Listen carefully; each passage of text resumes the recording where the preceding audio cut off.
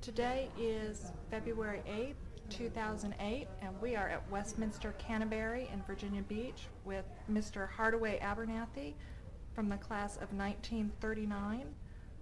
I am Judy Showalter, and Sarah Hendricks and Lori Preston are also here today.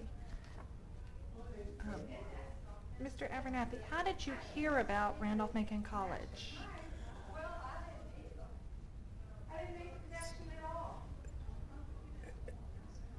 I first learned about it because of the church literature. It was identified with the Methodist Church.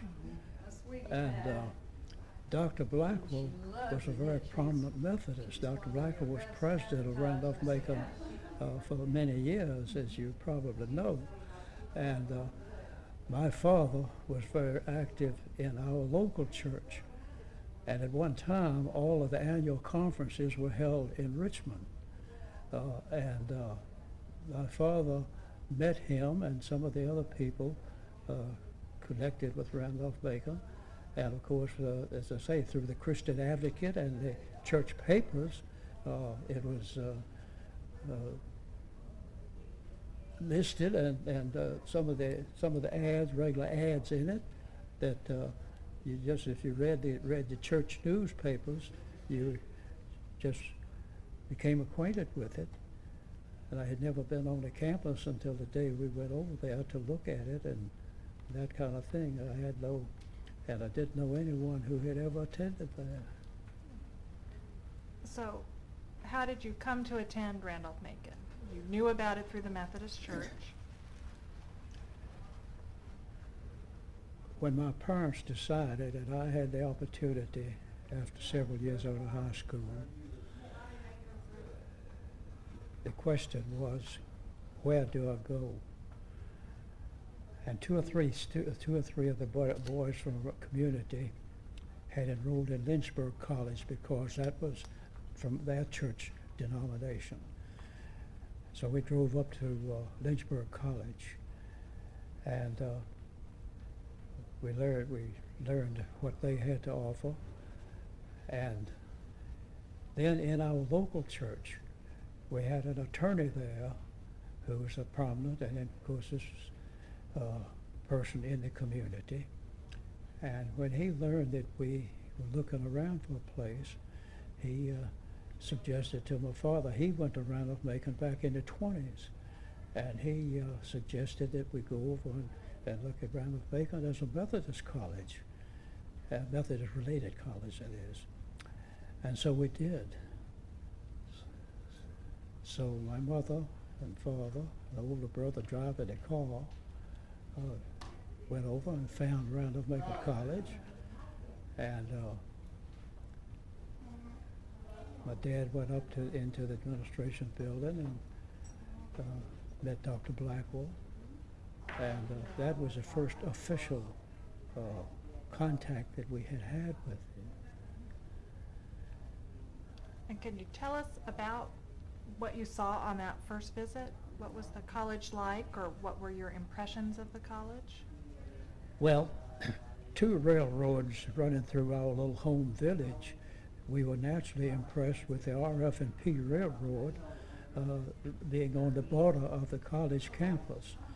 Then we were impressed with the beauty of the campus, with the fact that the chapel there was such an imposing building, and it was well kept, and we took a brief tour of it, and we just felt that it had every appearance of being an educational institution. We also met Dr. Hatcher, who was a money man, and that kind of thing, you know. So we, and my dad and Dr. Blackwell apparently had not had close relationships in attending the annual conference in years before, but they had enough in talking. They learned that they had attended some of the same events there in Richmond and became acquainted as as friends, and each one apparently accepted the other as a very concerned Methodist, and I think that was one of the points that certainly was interesting and was certainly an important one. It gave Dr. Blackwell, I think, a little bit of an idea of who we were, what kind of a family we were, and I think that was always a point of importance in my relationship after getting on the campus. And you mentioned earlier this is during the Depression years. So how did you afford a Randolph-Macon education? Did you work?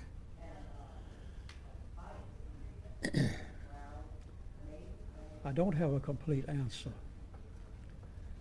but I'll tell you what I know. At that time, as I said, it was the Depression years, and the federal government had appropriated money for what was called a National Youth Association, and money was funded to the colleges to assist students, providing they were given some employment and supervised employment and something that was gainful and needed at the college. So that program was already in effect. It had been in effect a couple of years. So out of the conversation with my dad and Dr. Blackwell indicated that there's a possibility that if I applied, they might be able to assign me to that program, which I was successful in doing. And I was on that program for the entire 4 years I was there, in which I was assigned to as a part of a team under leadership of a upper class student who was sort of the leader to supervise whatever we were assigned to do. And we were assigned to do tasks around the campus from time to time. If you want me to comment on that, I will. Yeah, I'd like to know what kind of tasks. All right. One thing, it was physical in nature, but not labor, muscular labor. In the fall of the year, we raked the leaves that fell to the ground. We raked them into large piles, and the school had a team, by team I mean horses or mules, and a large wagon, and when we raked them up and put them in large piles, the janitors and other persons, laborers there, would bring the wagon around with the mules hitched to it, and we would put the leaves into the wagon until we filled it up and so forth, and took them down and hauled them.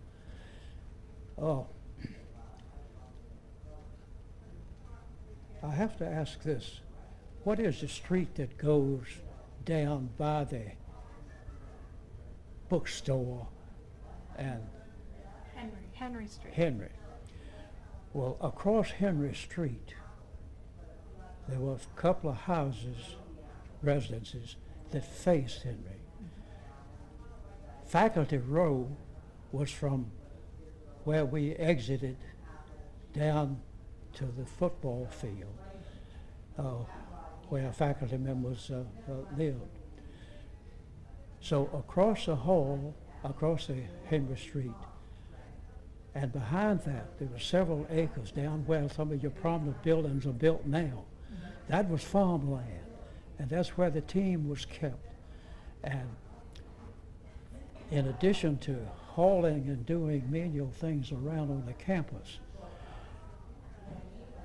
they farmed and grew corn to feed the team, and had a stable down there for them, and had a shed for the wagon. So that's where the headquarters was for the team and so forth, and for some of the laborers.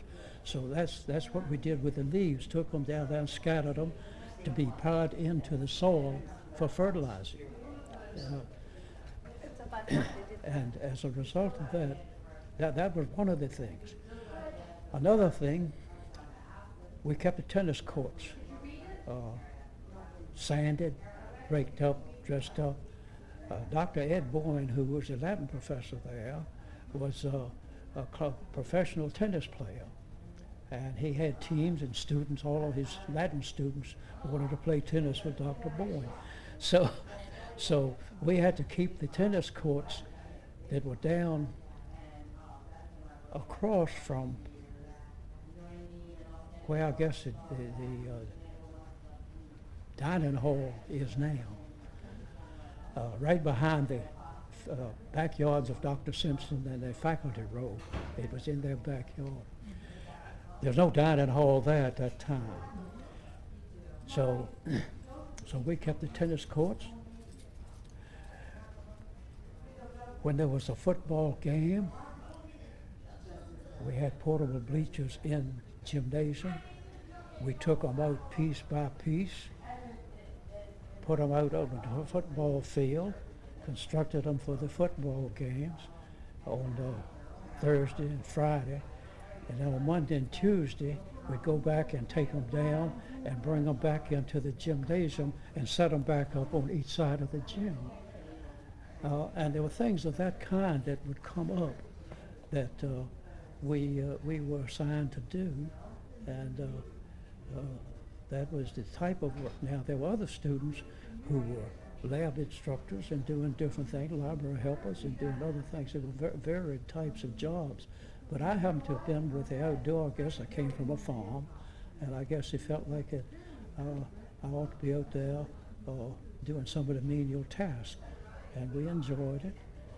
And it was that kind of a thing. It was almost a weekly assignment of something around the campus that needed attention.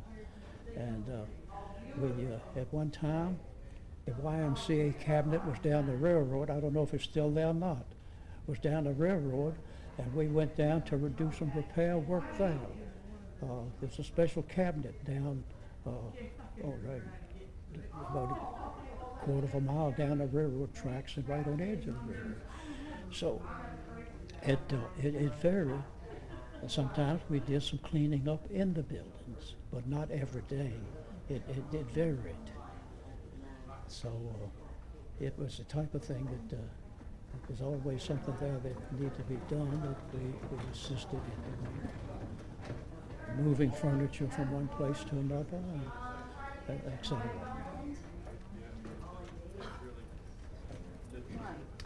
You mentioned Dr. Bowen and Dr. Blackwell.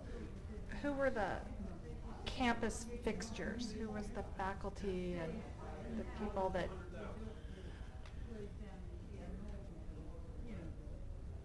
I think Dr. Cantor was the dean of the faculty at that time. I'm not sure whether it was he or whether Dr. Simpson, Dr. McNatter Simpson became a faculty. He was a math professor. He became a dean later.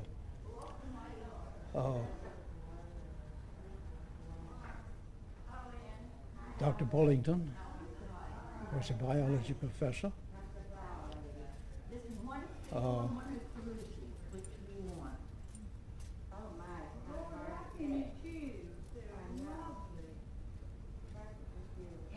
Dr. Fox, Dr. Early Fox, was a history professor. Dr. Tyree was a Bible and philosophy professor. Dr. Day was sort of a special professor that lived just off of the campus, and he was a professor of just some general subjects. Dr. Sloan was French professor.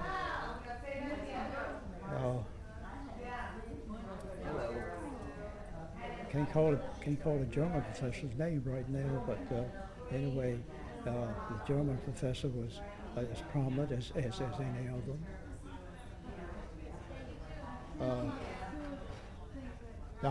There was another Dr. Simpson there in English, and a Dr. Fox who was English. So we had two English professors. The young Dr. Simpson later went to Mary Washington College as president of it. So they were the professors that I had most contact with. But Except for What was your major? I took a bachelor's degree in science, but as I said, I had 3 years of chemistry. I had beginner's chemistry, organic chemistry, and research chemistry, analytical chemistry. I had a year of physics and a year of biology. So under Dr. Bullington. So I had the composite of requirements for bachelor of science degree. And those were taught in Pettyjohn Hall? So the building that the sciences were, was that Pettyjohn Hall? The science building? It faced the railroad tracks? The science building was the one that is now the Armstrong Arts Center. Okay, so that was Pace. The Pace building, Uh-huh. yes. And then there was a brick building behind that, and I guess it was a, what did you call that? Pettyjohn Hall? Pettyjohn Hall, I suppose. Okay. I think that's gone now. But It is, and that's why I'm asking, because we're trying to get a picture in our head as to what the campus looked like when you were there.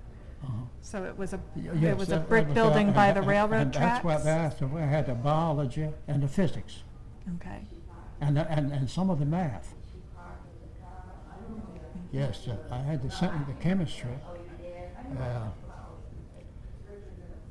Dr. Fox was there as history teacher. He was Dr. Bowen. Latin and history and chemistry were in the Pace building. In the Pace building, okay. And where did you live? I lived in the middle, on the second floor, the middle wing of what we call the old dormitory. I think it's now the Murray Branch. See, there were two dormitories, the one there and the one now that's been revised and over there next to the library and put into some other use. They were the only two that were there. And we called one the old dormitory and the other the new dormitory. We didn't know them as the Murray Branch and whatever else. Thomas Branch. Thomas. But I lived in the Murray Branch, second floor, middle wing. How are you? And where you have now the big, pretty beautiful patio, that entrance out, that's where I entered, all the time and so forth, from the outside.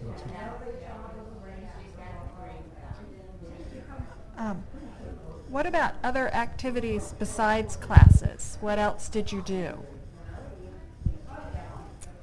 Well, I was on the baseball squad for 3 years. I couldn't do it the fourth year because in my physics, we had extensive laboratory experiments that you set up and had to go back during the afternoon and night. All classes ended about 1 o'clock, but your experiments did not. And the length of some of the experiments in physics required or prevented me from having the time to do baseball, so I had to give up baseball. I was 4 years in the Washington Literary Society and had the honor of being president my senior year. I was selected a member of the YMCA cabinet. That was the pre-ministerial and others on the campus, and I was on that cabinet. I could tell you more about that if you want it later. But Dr. Terry, the Bible philosophy professor, was sponsor of that, and somebody put my name up, I guess. And I ended up, I think the picture's in the annual somewhere in there. But anyway, I was in the YMCA. And other than that, I was bogged down with my chemistry, my classwork, and my homework and that kind of thing. I did serving the meals and that kind of thing. And for my last 2 years there, I had a job in one of those as an additional job. So I got my board. You paid paid these people who operated the boarding houses. Well, I was an early riser from the farm days.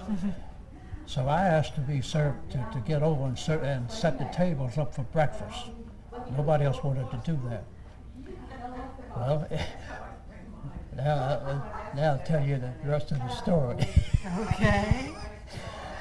Milk was delivered on dairy trucks in quart bottles. And they were in the days when the cream settled at the top of the quart bottles. And one of my jobs early morning was to go out and bring in those crates of quart bottles.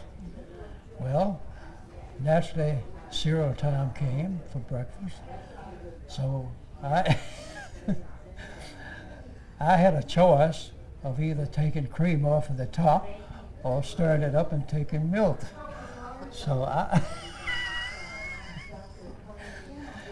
the other guys who were coming in later to take the meals into the tables never knew that I was eating my cereal and that the milk that they took in had been mixed. A little skim off the top there, huh? And the lady who operated the dining hall of the house never objected. I mean, she knew I was taking care, and she depended on me to get the things in and get some of the china and some of the heavy work done before a couple of other guys came in. But we made out. So that was my last 2 years there. So I got my board free, and that was another incentive and another benefit that I picked up there just on my own. Do you remember her name? Whose boarding house? Mrs. Rice. Her son Doug Rice was a student there. She was a widow from Hardaway County Farm, and she moved down there and took this job so that her son Doug could go to college. Now, I don't know whether the house in which this took place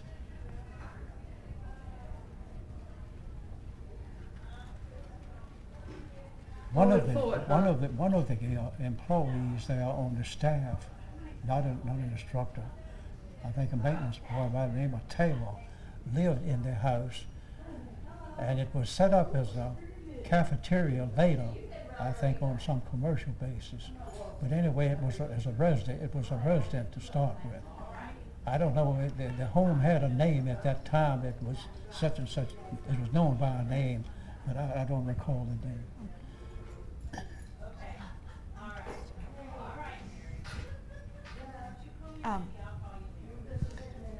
Going back to activities, you were in the Washington Literary Society. Yes.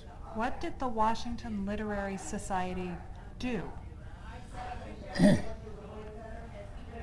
I don't know if the desks are still there or not, but each one of us had a desk, a full top desk, and somewhere they moved them out and put new furniture in refurbish and so forth. But we had programs. Of course, George Washington's portrait was up front and so forth. And we had programs dealing with literature, dealing with history. We had speakers, we had discussions, and we had things of a kind that were intelligent related. And sometimes we even had students to make reports on books that they had read or some of the things of importance in our history and literature. Professors, of course, were always active there in supporting. The Washington was at I think the Washington at that time was a little bit more prone to do that kind of thing. I'm not familiar with the Franklin program, but the Washington was literary oriented and history oriented and that kind of thing.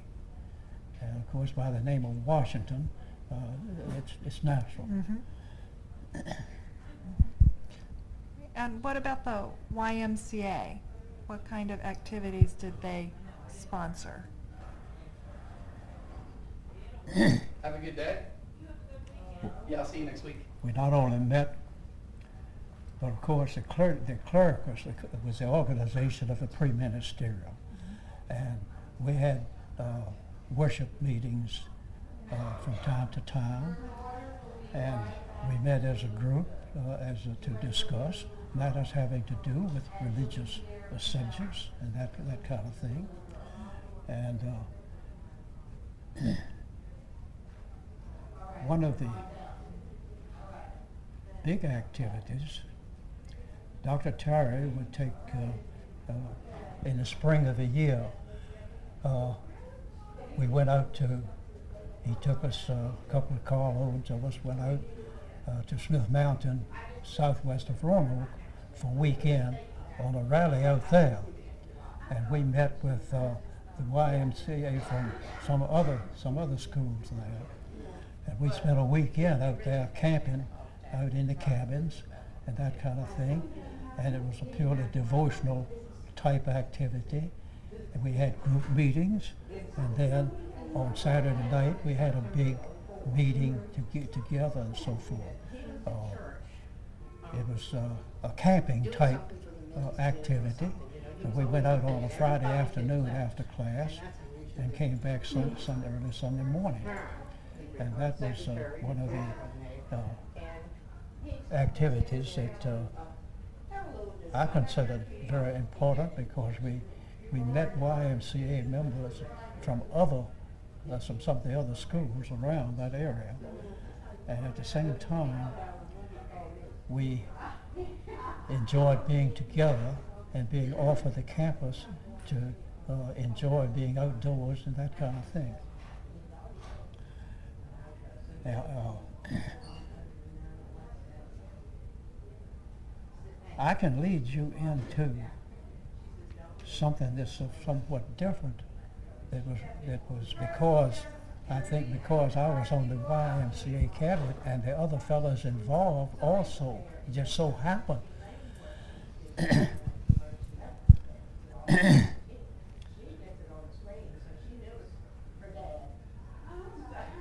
see how I want to say this. I have notes on it, but I'll not look at the notes. The General Conference of a Methodist Church the staff planned and scheduled a conference for Methodist college students. The Christmas holiday of 1938, that was December, right after Christmas of my senior year, in St. Louis, Missouri. And every Methodist-related college was supposed to select delegates and go. Dr. Terry, of course, being the leader. And I don't know how Randolph-Macon became allotted 5 students. Well, when those 5 students were selected, and I can't name all of them now, my memory's not that good, but I was selected as one of the 5 students to go to St. Louis, Missouri, to that national conference, starting 2 days after Christmas Day in 1938. Dr. Terry took the others, and I had an older brother who was a career person with one of the railroads. And he wasn't a top executive, but he held a responsible position. And he got me a pass to go on the railroad. So I rode a train out there to St. Louis, first time I'd ever crossed the Mississippi River, and this kind of thing. The conference was held in one of the auditoriums of one of the major hotels there in St. Louis. Now, I thought something that if you didn't bring this up, I might. So this conference was under the leadership of a lady who has been one of the most impressive persons in my life. The Enterprise magazine, which is a publication of a general conference in which I subscribe, carried a message from her. Not necessarily at that conference, but she was the first lady ever approved to preach, ordained in the Methodist Church. She has a beautiful history. She's written 2 books, both of which I have copies and have read. She led and was in charge of that conference. And one of the most effective, one of the most beautiful and pleasant, dynamic persons. Everything was in order. There wasn't a lot of confusion. She visited the individual small groups. She gave the messages there. She told us in her words at that time what the Christian life was all about. Now, this was a prelude to a general conference meeting of the Methodist Church that was coming later, having to do with the dissolution of the Methodist Church North and the Methodist Church South. So, and maybe there were other conferences across the nation, I don't know. But the 5 of us went. On the train out there, naturally it was an overnight thing, I had the pleasure of meeting the student president of Blackstone Girls College, beautiful blonde out of Petersburg High School. And we got well acquainted and enjoyed, that. And then after she graduated, she went to Virginia and was a nurse and married a doctor, of course. But anyway, it had a social time to it. But this lady here and her 2 books, she's written more, but her 2 books. But that conference, thinking that the purpose of it was now is to bring the 2 branches of the Methodist Church together into the United Methodist Church, united when we combined later, but to separate the North from the South. Because I have attended churches where the glass windows had Southern Methodist engraved on them. So this was a historical point, and also something of emphasis on Christianity that has been a most important part of my life. And I still review the 2 books that I've read that she edited after all of these things took place. One of them was in 1947, and I forget the other one. But anyway, and I didn't know if you'd want a copy. I made a copy last night. I would love a copy. But anyway, she was an outstanding lady, an outstanding person. You're talking about Georgia Harkness. I don't know if you know her name, but it's big in Methodist. So as being on the YMCA cabinet was responsible for me getting selected to go to that conference, which gave me a much larger insight and a little bit better understanding and experience about our Methodist Church. And I thought it was very appropriate that when we came back then, we made a report of our reaction and response to it and some of the details of the conference. But you were not yourself a pre-ministerial student. No. Okay. I didn't feel qualified. I had never felt, I never thought I'd go beyond high school, and I never had anticipated. So, well, So that's the That's fascinating. and this was just a message. It was printed in the Interpreter, just a part of a message. It's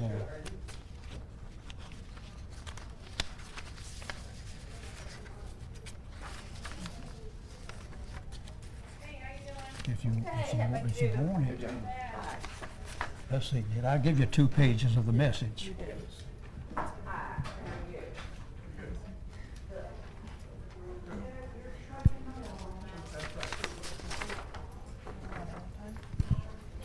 Original back to him. Right. I thought. There we go. That's your original. There you go. We just need. We took the copy. We've got the copy. We want you to keep your original. All right. Okay. All right. So we took the copy.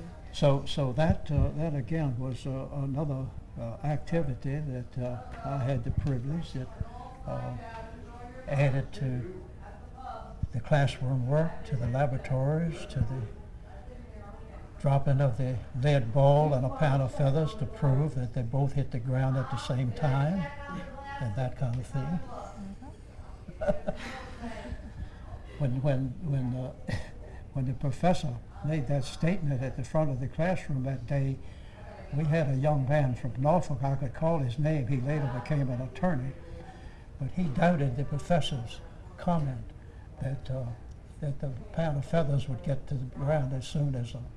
And the professor got a few days later in the laboratory. He came up with a pound of lead and a pound of feathers. And he took this young man to the window and the rest of us in the laboratory and dropped them both out the window to show to him that a pound is a pound. A pound is a pound.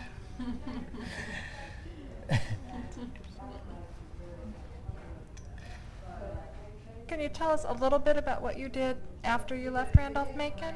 Your career was in education? Yes. The war in Europe had started. The first day and of course, several of the fellows around had gone into high school teaching. And I had majored, and so happened that one of my high school teachers had become superintendent of the schools in Lunenburg County, headquartered in the town of Victoria. Coincidentally, I had a brother living in Victoria, and he was the one that got me the pass to go to St. Louis. He had a top job in the Virginia Railroad office as within the superintendent's office.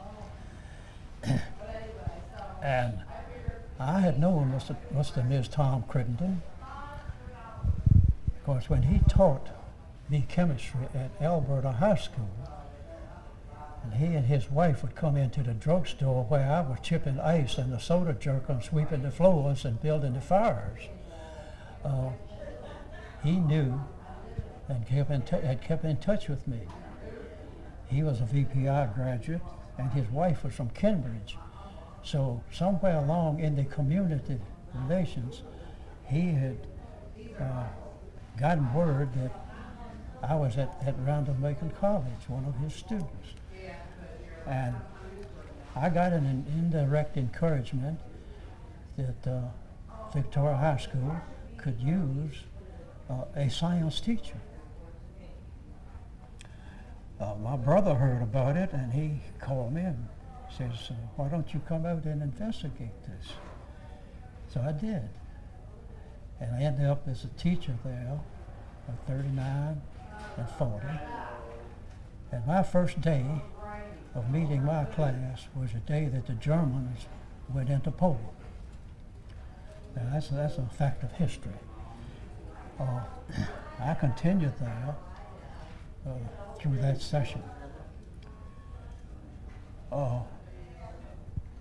In the fall of 41, my contract was renewed, and I began the semester there. Well, in the fall of 41 was when the national conscription for all men certain ages came up, closed schools, and I helped register, and I signed up and so forth, and all like everybody else did. After Christmas of 41, I got leave.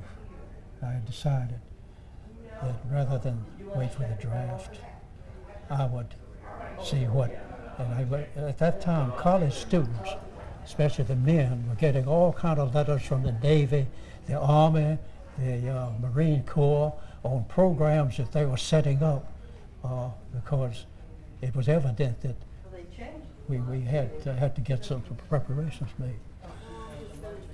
So on a Sunday afternoon, I got on a Greyhound bus and went to Hampton. And Monday morning, I got a taxi cab and went over to Langley Field and got in line and enlisted in the Army Air Corps. And of course, that was just an enlistment. At that time, Langley Field was the headquarters, what they call the 1st Air Force. United States geographically was divided into 4 air forces on a geographical basis. Langley Field was the headquarters for everything in the 1st Air Force. So all the paperwork was there. All right. So that's just a lot of waiting time and to see, and you go through the examinations and all of that, the physicals and so forth, that kind of thing. In the meantime, the closer we got into it, the headquarters was transferred to Baltimore, and all the paperwork was shifted, and there were more enlistments, etc. And of course, that put a little delay in the time of my call into training in the Aviation Cadet Corps of the Army Air Force, not the Air Force as we know it now, but the Army Air Force. We were a segment of the Army just like the military was, and the quartermaster and so forth. And we wore the ODs and so forth. I was called, it was sometime in early 42, that I was called to meet the classification board at Camp Lee outside of Petersburg. So I met the classification board there to decide on my record, my status, my age, and everything. I met a general and 2 majors. And they had my school record and things there, and my application. And they had the different positions and so forth for aviation cadet training. Well, I wasn't helped on flying. I didn't know that much about it. I didn't hold out for it. At that time, you see, I was getting into the age 22, 23, and that kind of thing. And one of the men said to me, he says, well, says you can qualify, but he says, we are actually looking for flyers. We're looking for younger men. And right then, they were on the verge of taking high school graduates and putting them through. So for the next thing, I took communications because it had some electronics attached to it, and I thought my physics and so forth and all. So I went into the communications study, still in the aviation cadet program, but instead of going to the flying school, I went to the communications school. I took my basic training in Boca Raton, Florida, and then completing that, my squadron, there were boys from other schools the same way, were moved to Yale University. And the military had almost taken over Yale University, and of course the Air Force was a big part of it. So I was at Yale University using the laboratories and all the experiments and instructors and so forth. And I took radio, the radio, studying the circuits and the equipment that the military used and the function of each part of it, and some of the equipment that the British Air Force had designed, and we went through that, taking Morse code, so forth, because I could have ended up as an operator on a combat plane. But anyway, at Yale University, I got my commission. as a second lieutenant in August of, must have been August of 40, must have been August of So what brought on this pleasant surprise? 44, I guess it was. 43. I guess it was August of 43. But anyway, and I was immediately assigned to Goldsboro, North Carolina, to a P-47 squadron on the flight line of combat training pilots to take care of the installation and the service of their radio equipment, to set up a station in which we could be in contact with any pilot that got disoriented or lost and that kind of thing. And we ran sessions to train the pilots. They had graduated from the flight school, and it was their first assignment out too, and they were training actually to get acquainted with the plane itself and all of its operations. So just as they had an engineering department, they had a communications department. And of course I was in charge of that. I was in charge of the men who were installing and repairing and teaching and that kind of thing. Those that were on duty for emergencies. I was later transferred to Wilmington, North Carolina after about 8 months at Goldsboro. I was transferred to Wilmington, North Carolina. The Air Force had taken over what had been the city airport, and they had made a P-47 base out of it, and to do the same thing that was being done at Seymour Johnson in Goldsboro. And I was put in charge of one of the squadrons there. Rather than I was assistant when I first went on the flight line at Goldsboro, but I was given a squadron of P-47s, pilots training for combat overseas, replacement pilots. And it was all replacement pilots. They were training the combat and getting acquainted with the radio and radar and so forth and all, and involved in training the pilots to go out of there into combat as replacements, not as a group. About the middle of 44, I guess it was, a group from the Air Force was formed, a special group, and sent to that base. Individuals were chosen for every position in that group. 3 squadrons, 75 P-47s of the new square wing type that had just come into being, and a new type of Whitney engine. So pilots who had trained elsewhere were brought there, and ground crews that were trained elsewhere were brought there. I was the one person from that field that was selected to take over a squadron of planes and train with that P-47 group, training for combat. So we trained there for several months, and then we 3 squadrons as a group went over on a troop train. The train came in and took us over together. We didn't go as individuals. We went as a group. We went on the train together to the West Coast. We processed at Fort Washington at Seattle. We got on the same boat, the troop ship, that went over across the Pacific, into the Pacific for combat. And that's and over there, I was still in charge of my squadron of Air Force and the pilots assigned to it. So it was a team situation all the way through. And I was there as a preliminary. New planes, the training planes were not ferried over. New planes were delivered to one of the islands in the Pacific. and we had some of our own people went in an advance party. And when we went in, when our ship that took us over, the troop ship that we owned, took us over, we met our pilots with new planes at some of the landing places, and that's where we debarked and went into action as a group.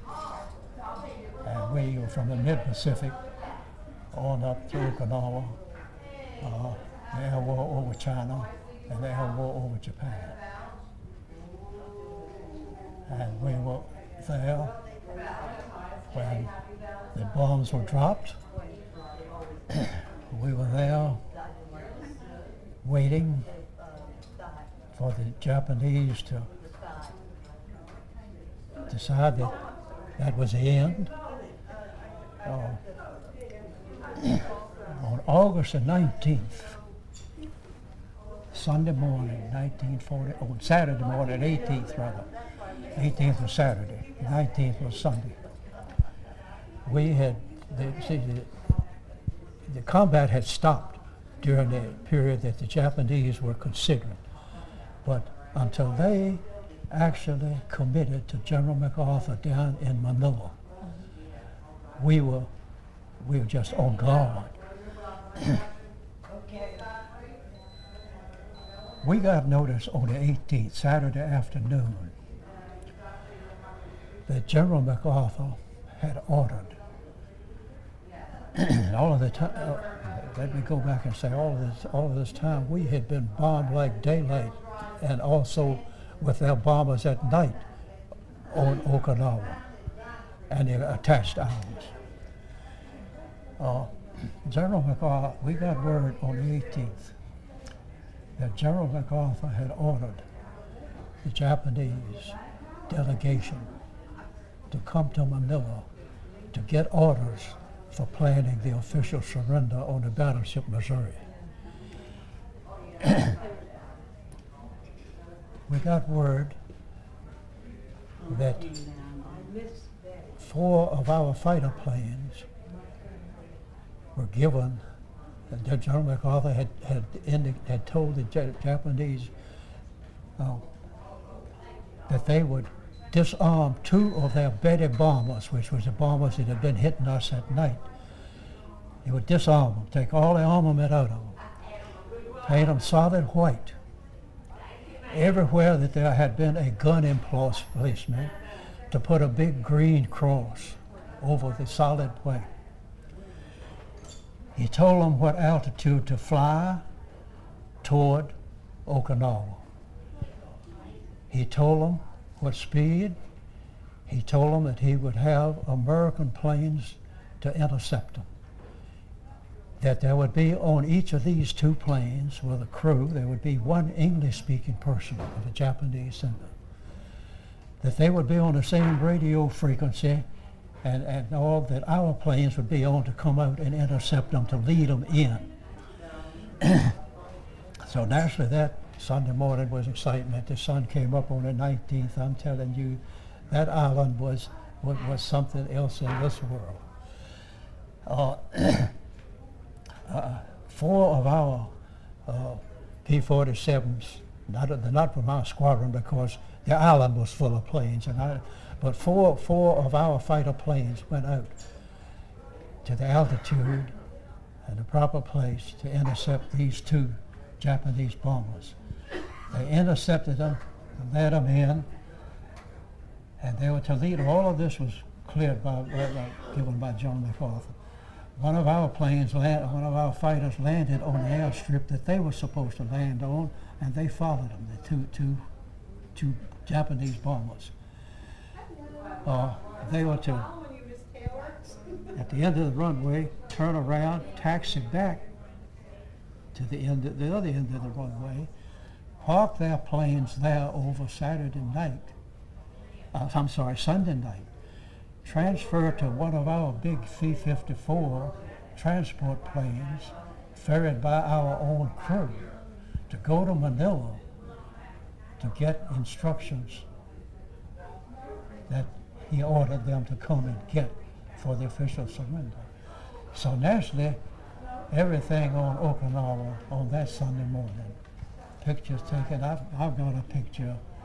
If you would like a picture of it, I will give you a picture, because at that time I was rooming with the photo officer, and he had all kind of film, and I got some good pictures of that Japanese bomber taxiing by where the runways were lined up just completely, and he was standing up on top of Jeep hoods and all like that, and the runways were guarded with infantry with rifles at rest in case there was any opposition. But anyway,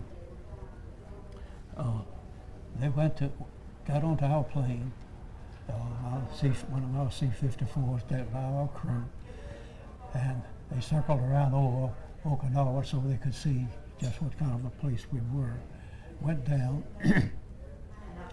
The story we got back, had to come back and came back Monday morning, got on their planes and went back to Japan. Now the story we got was that when their General Richardson was General MacArthur's chief of staff, and when General Richardson went in to say, General MacArthur, the Japanese delegation is here, he says, what's the highest rank in it? And General Richardson told him, he said, well, you tell them what to do. Says, nobody in that rank, says, I'm not going to talk to anybody in that rank. Now, I don't know if that's true or not, but that's a story that got back, and it sounds like General MacArthur. It does sound like General MacArthur. But anyway, they came back Sunday, picked up their bombers, and went back to Japan, and so forth. And of course, then we were, and of course, the rest of it, the Battleship Missouri, when General MacArthur stood there and said, now the delegation from the Empire of Japan will come forward and sign in the designated places and all. We were listening to all of it on radio and so forth. You didn't have television then, but anyway, that, and from that point on then, we were occupation forces until we rotated on basis of our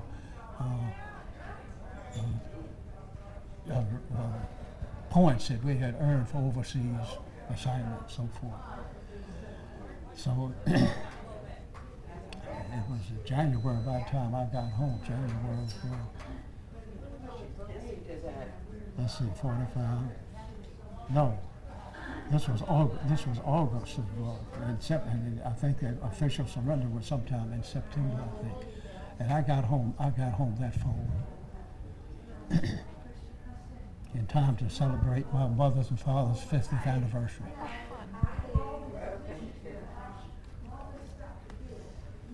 And you want the PS to that? Sure.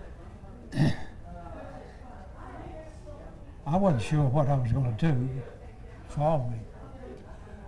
I had some leave time accumulated, and I was actually in uniform and required to be in uniform until September 46.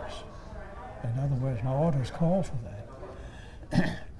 I wasn't decided what I was going to do, and I looked into the GI Bill of Rights, and I'd had the year and a half, almost 2 years of classroom teaching, and I decided that I wanted to further my education. So I explored, and in education, Columbia University was quite a national reputation, but also the George Peabody College of Vanderbilt was an outstanding education. And when I got information about that, I decided to apply to Vanderbilt. So I went to Vanderbilt and mastered in further education, supervision, and administration, school law, school taxes, various subjects other than the actual classroom teaching. There are the administrative types of subjects that you get at the graduate level. I was there for a full session. and got my master's degree, and came back and decided then that I was offered a right good position with a master's degree. And then I enrolled in the doctorate program at the University of Virginia. And I had, oh, by the way, I was called to Korea. I was in the reserves. I was a captain in the reserves, and I was called to Korea. When I got back from Vanderbilt, my call to Korea was there. So I had to go to Korea, go into the Korean War for 15, 16 months. And so I didn't get a chance to work between Vanderbilt and Korean War. So after I came back from the Korean War, I went into classroom teaching and had a job, had a position offered. Had two positions offered. One at the university to be an errand boy for one of the professors while I worked on a doctorate. And the other was to be a director of instruction in Montgomery County, headquartered in Christiansburg, Virginia, west of Roanoke. And I felt like I needed a little work to do. I had taken all of Virginia's extension work in Roanoke, and I felt like that getting there and working on a thesis, I needed some more classroom experience. So I took the position as director of instruction in Montgomery County schools, Blacksburg, Christiansburg, and so forth and all. And I had, of course, that was tech country.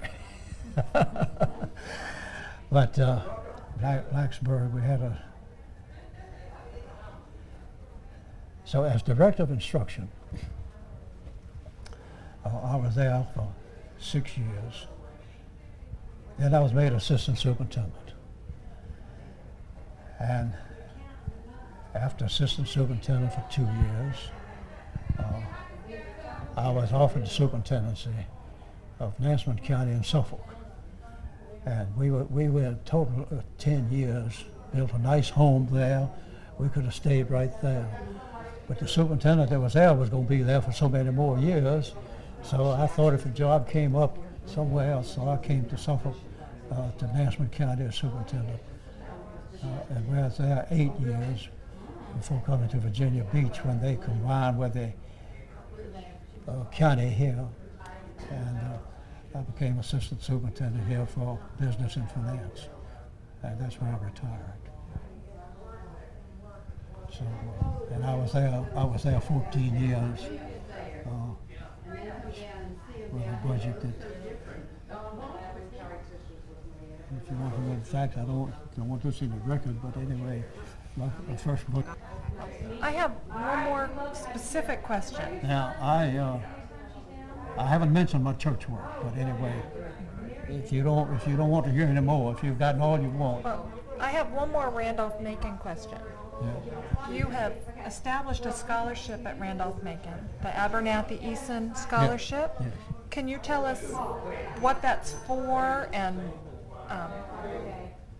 what inspired you to make that type of gift to the college?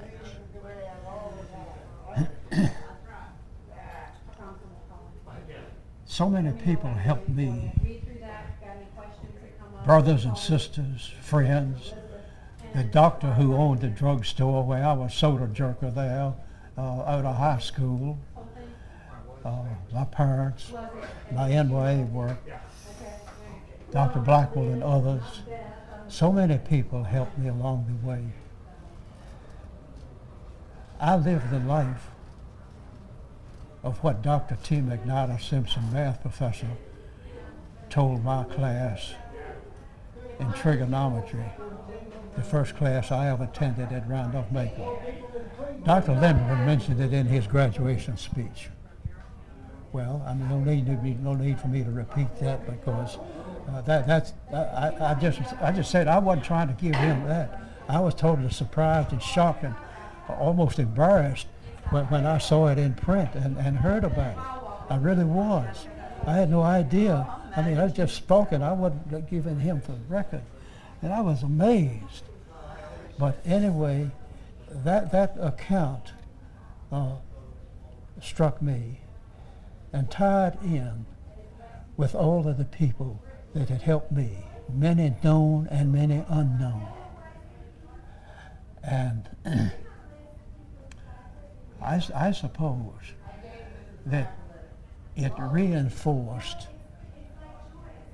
a way of thinking and a philosophy of life that you owe it back. Others have carried you. It's like the poet who wrote the account of his dream. That there were two of them. He and the Lord were walking along the seashore. And at certain times he saw only one set of footprints. And he said to the Lord, Lord, what about this? It says sometimes there's only one set of footprints. And the answer was, well, that's when I was carrying you. Well, I have been carried so much, in so many ways, in so long, from the teaching in the home, to the school, to the college, and so forth. What are you supposed to feel like? You're supposed to feel like, well, you owe somebody. You can't pay everybody everything. But you owe to others. Somebody has helped you. You have an obligation, fellow. And that has been what I have tried to, not only in that Abernathy Easton, in honor of our families, because both of our families helped me and so forth. And so that was in memory of both of our families. And I reckon you may know I'm still contributing to it, and will continue to contribute to it, and to the college otherwise too. But it's a feeling. It's a feeling that grows on you. That if you look at these things and realize, if Dr. Simpson was so true that day, that has become a real part of my thinking. If I have seen further than any other person, it's because I've stood on the shoulders of giants that were willing to give, that were willing to do this, that was willing to understand, that was willing to help you, and that kind of thing. Not only my family, but friends and the people who've given me employment, and the church people. I mean, it's a part that just like a part of my thinking about the church itself. And I don't want to appear to be overplaying it or helped on it, but it's a serious matter with me. And what is life about? And if you read the scripture, we'll find that in many instances, the Master himself told people what he had given them. Now, if we're going to take life seriously, and I hope I'm not taking it too seriously, because, but I mean, these are, I got the training at home that led me into this. My mother and father both grew up in a community where there's teenagers. There wasn't a church. And their families helped build a little place to meet where there were several families that wanted to meet and read the scripture and talk about it and so forth and pray. They called it the hall. Later in years, as they grew up, and there's others in the community, and some of these other families are still there. I could name you about 5 families that, like myself, their descendants are still in that community as the backbone of the church. They built a church that was christened and chartered in 1875. My mother and father were the first ones married in it in 1896. And they helped build another church in 1921 right next door to it. And that's where I took the baptismal faith and so forth and so on. And it's a history. And when you live it, it becomes a part of you. And I have had the good fortune of living it in atmospheres and with people and so forth. So I give the college, yes, I give the college credit, because I saw in the people who were there, one of the things, I haven't mentioned that, but I saw in the professors there the Christian life. I saw Dr. Fox going out into churches. I saw Dr. Cadam teaching a men's Bible class that met on the second floor of the chapel every Sunday morning. I saw the Christian life being real there. So what do? I mean, you don't just disregard those things, honey. I mean, that was as much as meant much to me, in a way more to me than what I learned in the classroom, is seeing how men live and apply. And I've taken it seriously because I grew up taking things seriously from my parents. On a farm, can I tell you this? On a farm, we had tasks to do. I was next to the youngest. I was number 8 in a family of 9. We had pigs. We grew pigs to feed. We had cows to milk. My mother sort of ran the house. My daddy ran the farm. But when I got big enough to take the feed that was mixed for the pigs down to the pigs, I had a bucket. And the feed was mixed, and I was showed how to do and so forth. And that was my job until I grew up. And finally one day my mother said to me, says, "Son," says, "your older brother needs some help in milking." Says, "You've been feeding the pigs," said, "I want you to help him milk." I said, "Yes, Mother." She said, "Well, now you have a bucket in feeding the pigs, and you have a bucket when you start to milking. Don't get those two buckets mixed up." Good advice. I've had a wonderful life, ladies, and I'm proud of it. Now, I've told you more about myself today than I've ever told anybody else. And we appreciate it very much. I've even told you about the little blonde from Blackstone College going off marrying a doctor.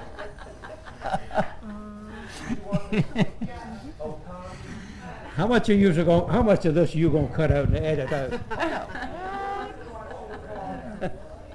But we do appreciate everything that you have told us today, and we have taken much more of your morning than we said we were going to.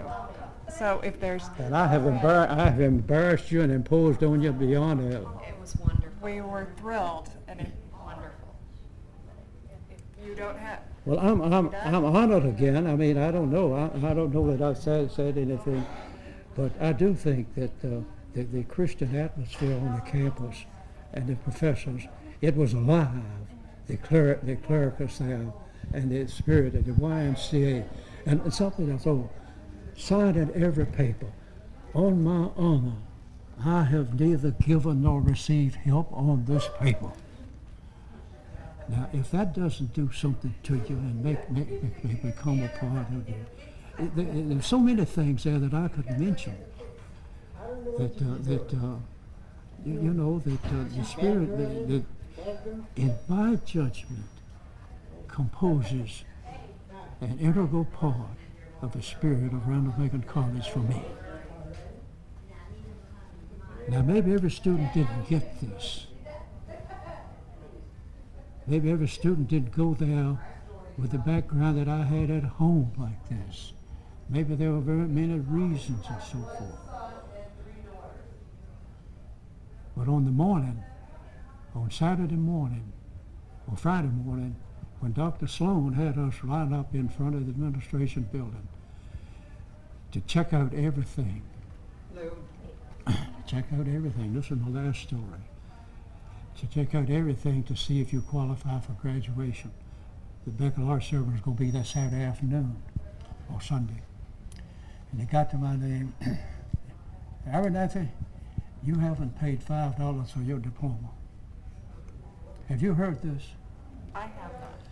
Well, now this is the last thing I want to share with you. I said, Dr. Sloan, I don't have $5. Now this was on Saturday morning, Friday morning, before the baccalaureate sermon on Sunday, and the graduation Monday morning, down in the gymnasium. I says, can I go up and talk to Dr. Hatcher? He says, yes. Says, you're going to have to pay the $5. Says, I have to have $5 for your diploma. I said, I thought they awarded that.